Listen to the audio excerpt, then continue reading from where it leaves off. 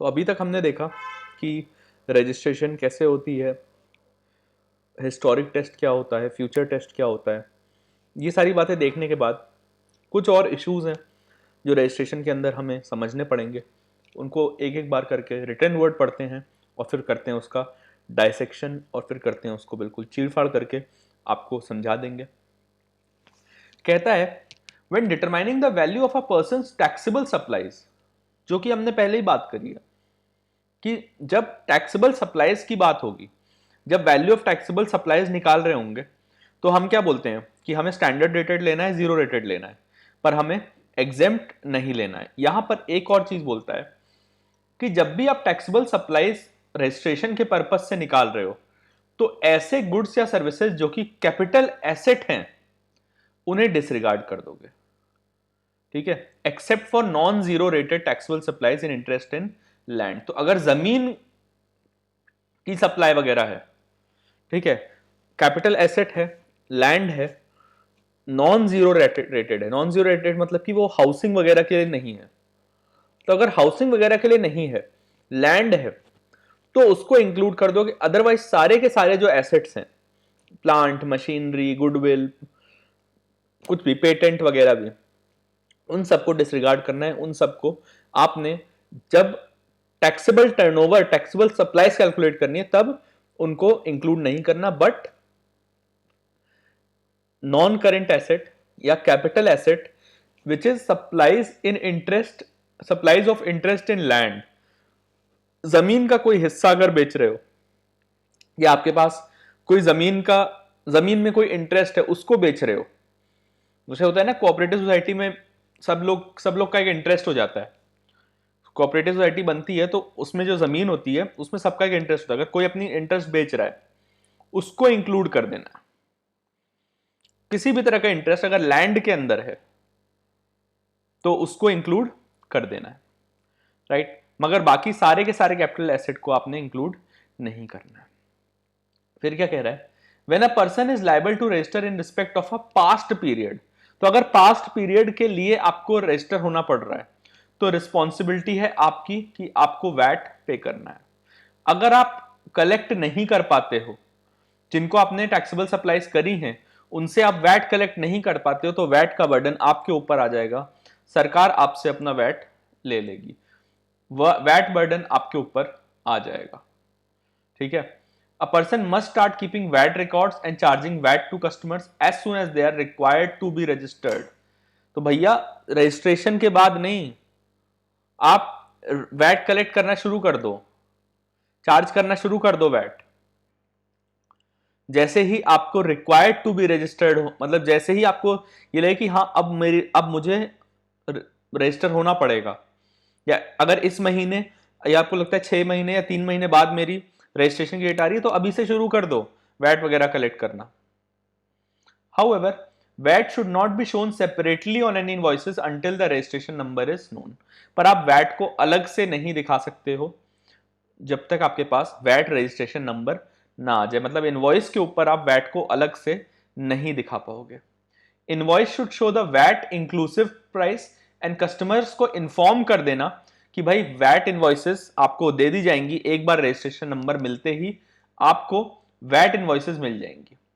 Formal VAT invoices आपको with in 30 days of receiving the registration number आपको अपने customers को सेंड कर देनी। तो 30 दिन के अंदर अंदर आप क्या करोगे अपने कस्टमर्स को, तो जैसे ही पता लग जाए आपको, जैसे ही पता लग जाए, as soon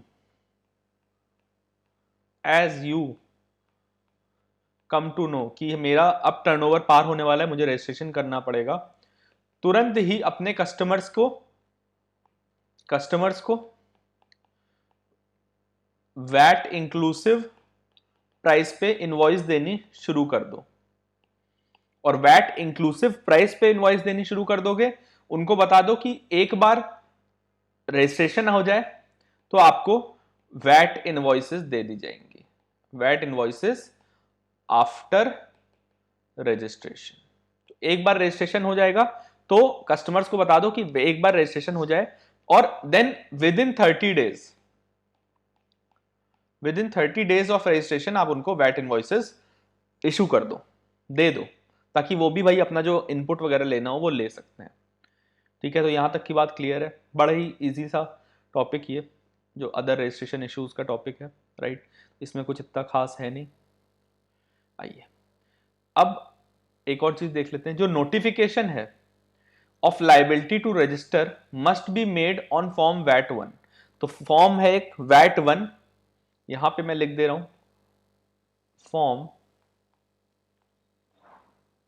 VAT 1 notification notify to HMRC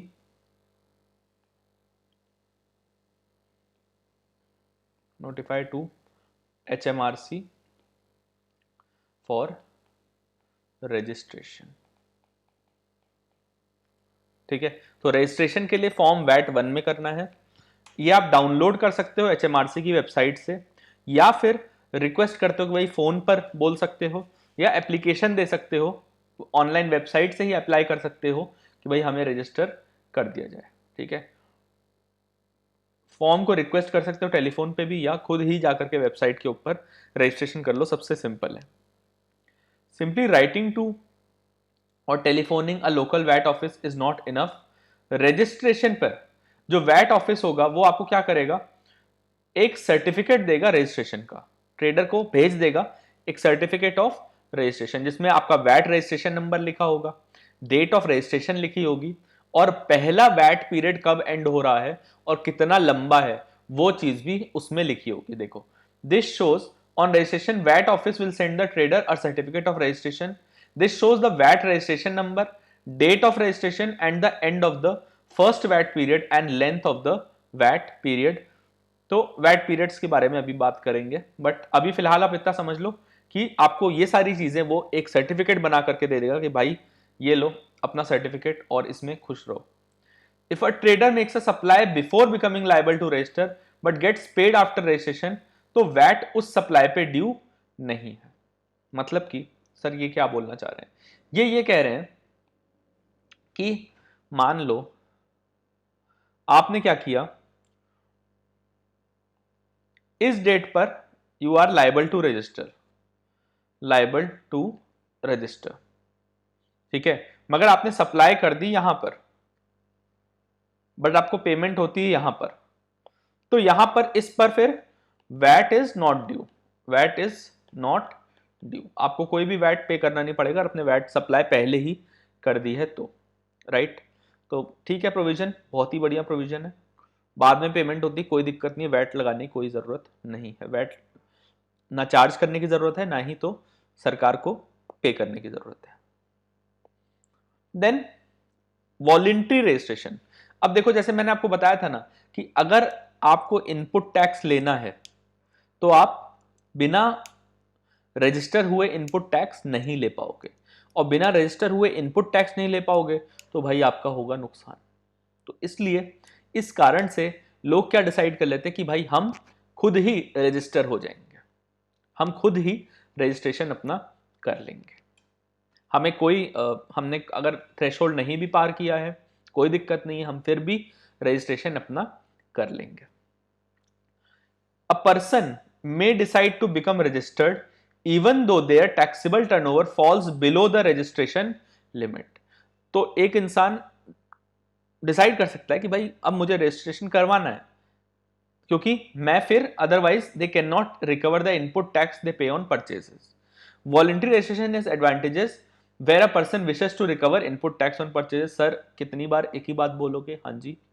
However, charging VAT may make the supply less competitive if customers are not VAT registered and trader may have to absorb the VAT output tax, thus reducing their profit। अगर आपका customer registered नहीं है और आप VAT charge कर रहे हो, suppose दो सिचुएशन आती है, ठीक है, सिचुएशन वन, एक आती है situation one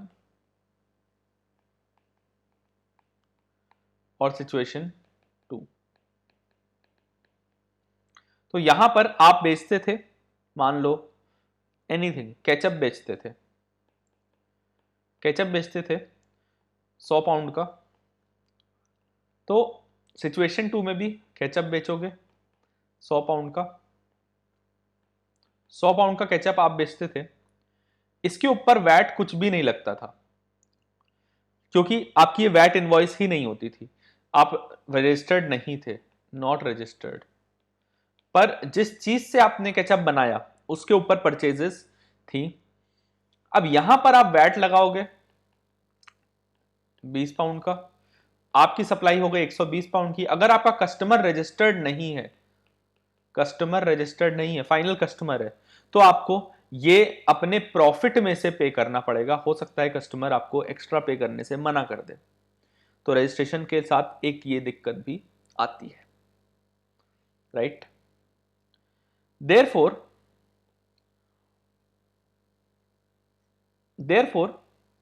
consideration needs to be given to the situation of the customer. For example, consider a trader who has one input during the period which cost 1000 plus 200 watt, 20% per.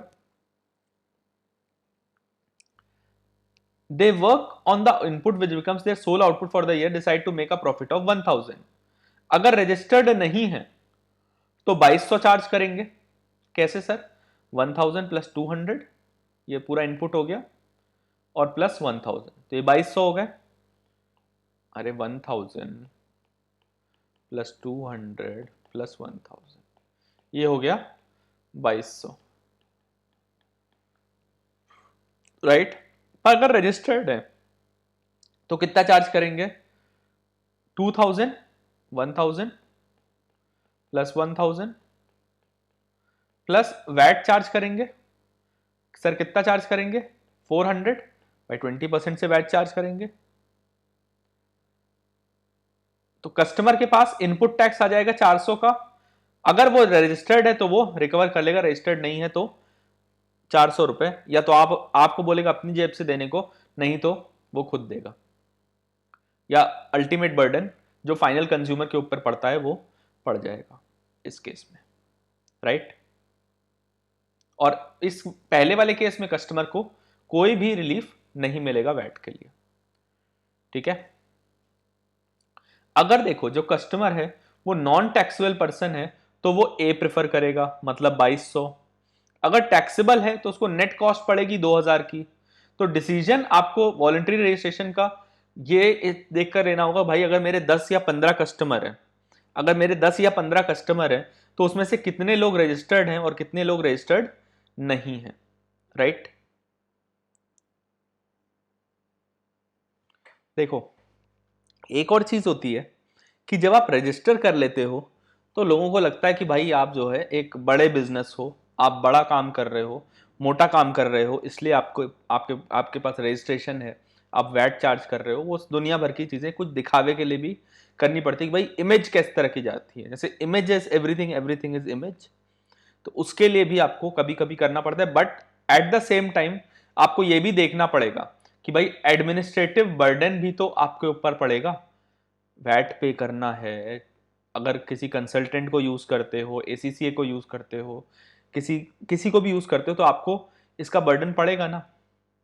So administrative burden भी आपको देखना पड़ेगा, तो administrative burden should also be considered. अब बात करते हैं group registration की। ग्रुप रजिस्ट्रेशन क्या होता है? ग्रुप क्या होता है पहले तो हम पढ़ चुके हैं, ठीक है। एक कंपनी दूसरी कंपनी के 50% से ज्यादा शेयर्स ओन करती है, राइट।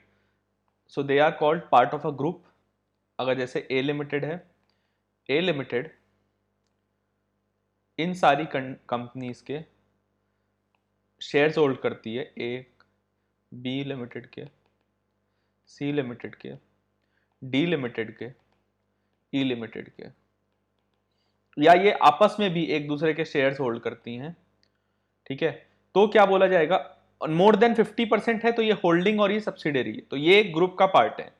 अगर ये मोर देन 50% है, ग्रेटर देन 50% है तो ये होल्डिंग है और ये सब्सिडरी। अगर ये ग्रेटर देन 50% है तो ये होल्डिंग है, ये सब्सिडरी, तो ये सब पार्ट ऑफ अ ग्रुप हो जाएंगे।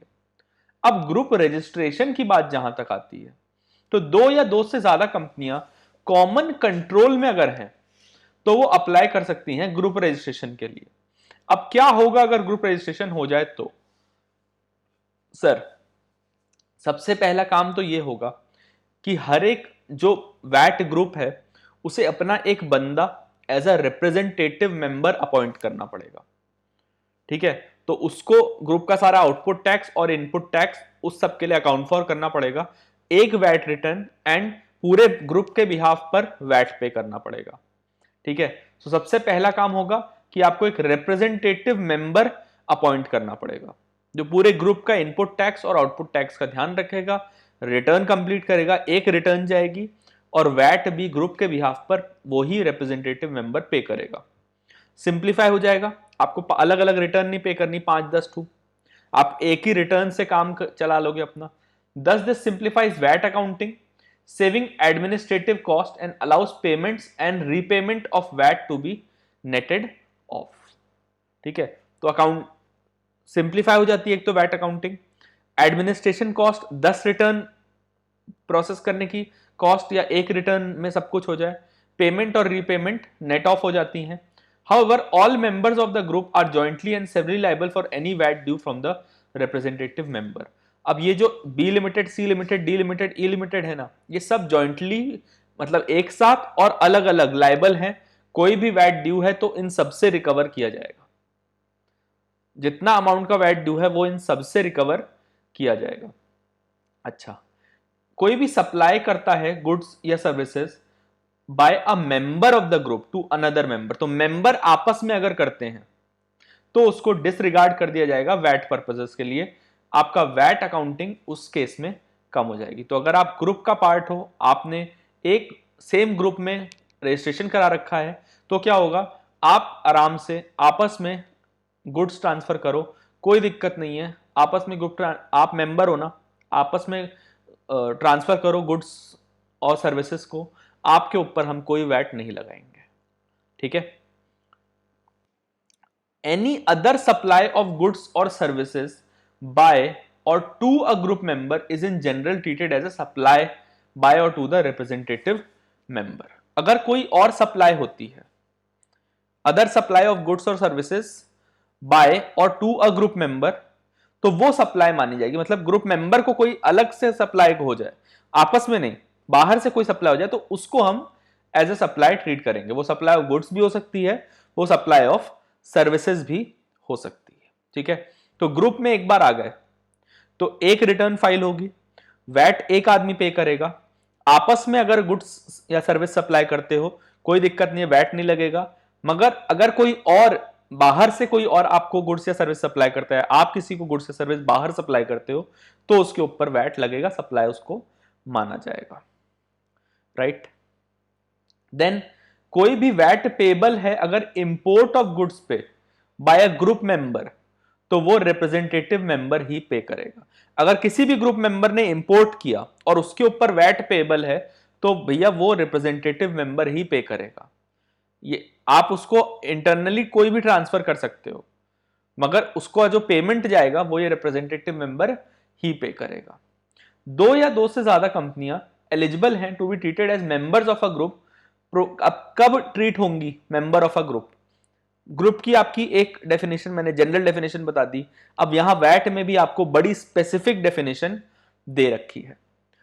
दो या दो से ज्यादा कंपनियां एलिजिबल हैं कि भाई उन्हें मेंबर ऑफ अ ग्रुप माना जाए अगर each of them is either established in UK or has a fixed establishment in UK and कोई भी दोनों में से एक दूसरे को कंट्रोल करती है, one person controls all of them, ठीक है। इंडिविजुअल हो सकता है या कोई होल्डिंग कंपनी, जैसे मैंने बताया ना कि यहां पर ए लिमिटेड अगर इन सबको कंट्रोल करती है तो ये बी सी डी और ई ये सब ग्रुप का पार्ट है, या एक दूसरे को कंट्रोल करती है तो वो दोनों ग्रुप का पार्ट है। देन टू और मोर पर्सन, अगर वो पार्टनर कोई पार्टनरशिप फर्म में भी काम कर रहे हैं और वो सबको कंट्रोल करते हैं, तो भी ये ग्रुप का ही पार्ट माना जाएगा। मतलब कि अगर मान लो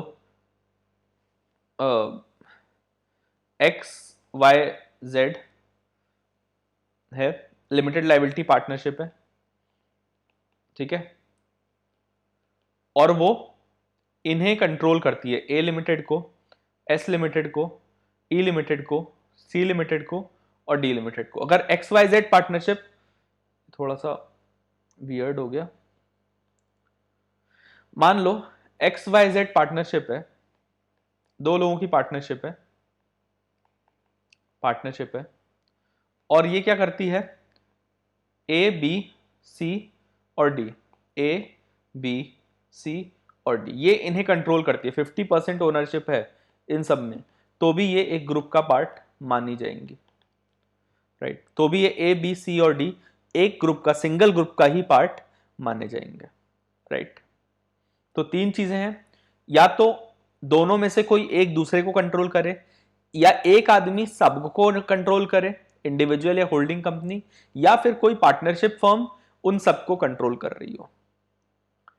अच्छा, एप्लीकेशन अगर देनी है क्रिएशन के लिए, टर्मिनेशन के लिए, ऐड करने के लिए या रिमूव करने के लिए किसी को भी वैट ग्रुप से, तो वो कभी भी दी जा सकती है। जरूरी नहीं है कि हर एक कंपनी जो रिक्वायरमेंट्स मीट करती है वो पर्टिकुलर वैट ग्रुप को ज्वाइन ही करे। मैं बोल सकता हूं भाई, मैं ठीक है आप मुझे कंट्रोल करते हो, मैं पर इस वैट ग्रुप को नहीं ज्वाइन करना चाहता, मैं अप्लाई कर दूंगा कि भाई मेरे को यहां से टर्मिनेट कर दिया जाए, या कोई और अप्लाई कर सकता है कि भैया इस कंपनी को, ये हमारी बात नहीं सुनते, ये अपनी खुद ही चलाते हैं, तो इनको यहां से टर्मिनेट कर दिया जाए। तो ऐसा बोला जा सकता है, जरूरी कोई भी बाध्य नहीं है, कोई भी बंधा हुआ नहीं है कि उसको ग्रुप का पार्ट रहना ही रहना है, right. It may be beneficial, for example, in the case of a company making largely zero-rated supplies and so receiving VAT repayments to remain outside the group and benefit from cash flow repayments from completing monthly VAT returns. ठीक है, तो ऐसा हो सकता है कि कोई company को सिर्फ जीरो रेटेड सप्लाईज हो रही हो, राइट, और वो अपना कैश फ्लो रिपेमेंट्स के लिए अप्लाई करे और अपना बढ़िया एंजॉय कर रही है, भाई उसके पास कैश फ्लो आ रहा है। रीपेमेंट की बात बताई थी ना, अगर कोई किसी का इनपुट स्टैंडर्ड रेटेड है मगर आउटपुट जीरो रेटेड है, तो वो क्या कर सकता है, वो अप्लाई कर सकता है, ठीक है। तो ऐसा कर सकते हैं, बाहर रहो ग्रुप से, आप अपना कैश फ्लो बनाने के लिए आप जीरो, आप सेपरेटली वैट रिटर्न्स फाइल करो, ठीक है। इसके बाद बात आती है डी रजिस्ट्रेशन की। सो डी रजिस्ट्रेशन में सबसे पहला है वॉलंटरी डी रजिस्ट्रेशन, मतलब स्वतः खुद की मर्जी से डी रजिस्ट्रेशन, ये डिपार्टमेंट एचएमआरसी नहीं कर रहा, ठीक है। तो कब होगा, तो एक इंसान, अ पर्सन इज एलिजिबल, पर्सन कौन, पार्टनरशिप हो सकती है, इंडिविजुअल हो सकता है, कंपनी हो सकती है, is eligible for voluntary D registration अगर जो एचएमआरसी है वो सेटिस्फाई हो जाती है कि जो टैक्सेबल सप्लाईज की वैल्यू है excluding capital assets, net of VAT and excluding capital assets, आने वाले एक साल में वो 83,000 से ऊपर नहीं होगी, तो आप वॉलंटरली डी रजिस्टर कर लो अपने आप को, कोई दिक्कत नहीं है, आप डी रजिस्टर कर लो, आगे से मत पे करना वैट वगैरह। हाउएवर अगर वॉलंटरी डी रजिस्ट्रेशन अलाउ नहीं हुआ, वॉलंटरी डी रजिस्ट्रेशन अलाउ नहीं होगा अगर जो रीजन है वो ये रीजन है कि हम टैक्सेबल सप्लाईज या सस्पेंशन ही कर देंगे टैक्सेबल सप्लाईज का for a period of 30 days और मोर इन दैट फॉलोइंग ईयर, मतलब कि भाई हमने जो सेसेशन हो रहा है,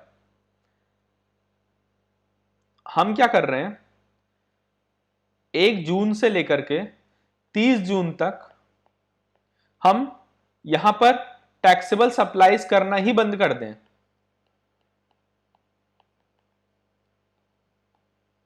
तो एचएमआरसी बोलेगी फिर ये गलत है, ऐसे तो हम आपको नहीं दे सकते, क्योंकि ये लॉ में लिखा हुआ है। लॉ में क्या लिखा है कि वॉलंटरी रजिस्ट्रेशन अलाउ नहीं होगा अगर रीजन क्या है, एक्सपेक्टेड फॉल इन वैल्यू, ये 83,000 तक आने के लिए आपने क्या किया, आपने 30 दिन या उससे ज्यादा सस्पेंड कर दी टैक्सेबल सप्लाई या सीज कर दी टैक्सेबल सप्लाईज। तो एचएमआरसी, अगर एचएमआरसी को लगता है कि ऐसा कोई सीन हो रहा है कि भाई फॉल इन वैल्यू इस वजह से आ रहा है कि 30 दिन के अंदर अंदर कोई सस्पेंशन हो रहा है टैक्सेबल सर्विसेज का, टैक्सेबल सप्लाईज का, तो फिर आपको वॉलंटरी रजिस्ट्रेशन अलाउ नहीं होगा। एचएमआरसी कैंसिल कर देगी किसी इंसान का registration from the date the request is made or from an agreed later date. तो जिस डेट में आपने रिक्वेस्ट किया या कोई अग्रीड लेटर डेट होगी, बाद की डेट होगी, तो दोनों में से किसी भी अगर अग्री कर जाते हो कि बाद में भी कर दे, किसी लेटर डेट पे कर दे तो वो भी कर देगी, या जिस डेट पे आपने रिक्वेस्ट किया है उस डेट पर भी एचएमआरसी क्या कर देगी, आपका रजिस्ट्रेशन जो है वो कैंसिल कर देगी, राइट। अब बात आती है कंपल्सरी डी रजिस्ट्रेशन, मतलब कि एक तो आपने खुद से करा दी, खुद से आपने करा दी, पर एक है कि एचएमआरसी खुद आपको डी रजिस्टर कर देगी, कंपल्सरली डी रजिस्टर कर देगी कि अब ये इंसान इस लायक ही नहीं है कि ये वैट पे कर पाएगा या रिटर्न भर पाएगा। और आपका जो इनपुट टैक्स आपने रॉन्गली रिकवर किया होगा वो भी एचएमआरसी रिक्लेम करने की पोजीशन में आ जाएगी। जिस डेट से आप री रजिस्टर हुए, अगर तो उस डेट से एचएमआरसी रिक्लेम कर लेगी जितना भी इनपुट टैक्स आपने रॉन्गली रिकवर किया है। देखो, ट्रेडर में भी कंपल्सरली डी रजिस्टर्ड, तो कंपल्सरली डी रजिस्टर हो जाओगे अगर एचएमआरसी को लगता है, हर मजिस्ट्री रेवेन्यू कस्टम को लगता है कि आप क्या नहीं कर रहे हो, they are no longer making nor intending to make taxable supplies, कि भाई आप ही कंपनी और आप ना तो इंटेंशन है आपकी और ना ही तो आप कर रहे हो कोई भी टैक्सेबल सप्लाई। फेलियर अगर हो गया to notify a requirement to deregister within 30 days may lead to a penalty. तो अगर फेलियर होता है then it may lead to a penalty. Compulsory deregistration में ऑल्सो लीड टू एचएमआरसी, अगर notify नहीं कर पाए D register के लिए तो भी आपको पेनल्टी है। अगर आप एचएमआरसी को नहीं बोल पाए कि हमें डी रजिस्टर कर दो तो 30 दिन के अंदर, तो भी आपको पेनल्टी पड़ जाएगी। कंपल्सरी डी रजिस्ट्रेशन है जो कि एचएमआरसी क्या करेगी, जैसे मैंने बोला कि आपका इनपुट टैक्स रिक्लेम कर लेगी अगर आपने रॉन्गली रिकवर किया है। तो अगर मान लो कि इस डेट से 1 जून से आप एचएमआरसी को लगता है कि इस डेट के बाद आपको कंपल्सरी डी रजिस्टर कर देना चाहिए, अगर आपको कंपल्सरली डी रजिस्टर कर देना चाहिए 1 जून के बाद से, तो इसके बाद अगर आपने कोई भी इनपुट टैक्स अगर आपने लिया है तो एचएमआरसी वो इनपुट टैक्स रिक्लेम कर लेगी, ठीक है, राइट। अब डी रजिस्ट्रेशन हो गया, कॉन्सिक्वेंसेस क्या होंगे? वैट चार्जेबल है जितना भी स्टॉक और कैपिटल एसेट बिजनेस में है जिस पर इनपुट टैक्स आपने क्लेम किया था, जितना भी सामान आप लेकर के आए थे आपने इनपुट टैक्स क्लेम किया था और वो स्टॉक में है आपके पास, उस सब पे आपके पास वैट चार्जेबल हो जाएगा। Since the registered trader is in effect making a taxable supply to himself as a newly unregistered trader, तो ये मान लिया जाता है कि, देखो ये माना जाता है कि एक ये रजिस्टर्ड ट्रेडर है,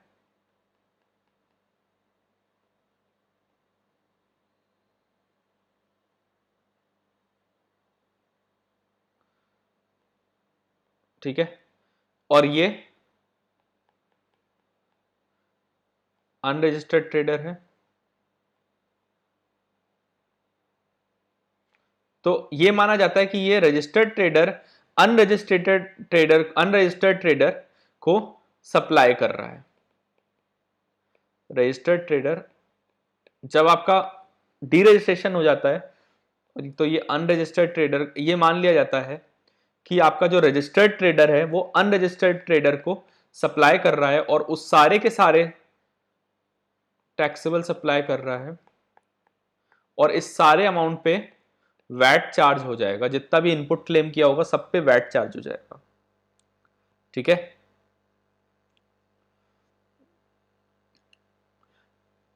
अगर देखो जो वैट चार्जेबल है वो 1000 पाउंड से कम है तो दिक्कत नहीं है, it need not be paid. 1000 pound तक सरकार कहती है कि कोई दिक्कत नहीं है, यू नीड नॉट पे द वैट, ठीक है।